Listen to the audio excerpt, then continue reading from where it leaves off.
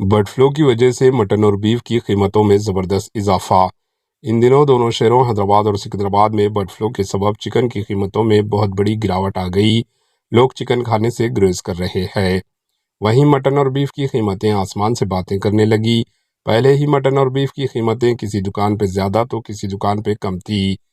अब तो bird flu की वजह से बीफ और मटन के ताजरों को ज़्यादा कीमत में गोश्त बेचने का मौका ही मिल गया। जमायतुल कुरैश की जानिब से गोश्त की कीमतों में इजाफे का कोई ऐलान नहीं किया गया, बल्कि मटन और बीफ बेचने वाले ताजर हजरात ने कीमतों में मनमानी इजाफा कर दिया। पहले बीफ 315 था, 350 रुपये फ़ी किलो फरोख्त हो रहा था।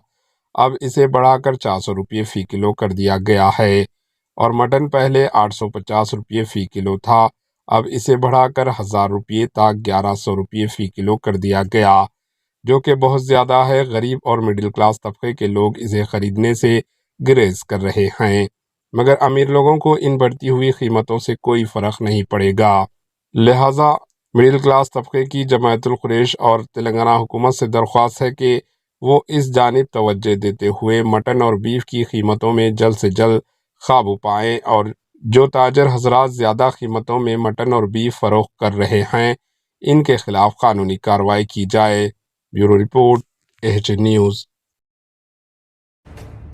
एएचएन न्यूज़ के यूट्यूब चैनल को सब्सक्राइब करें और बेल आइकन को दबाना ना भूलें, ताकि आपको हर नई आने वाली वीडियो का नोटिफिकेशन बर वक्त मिल सके।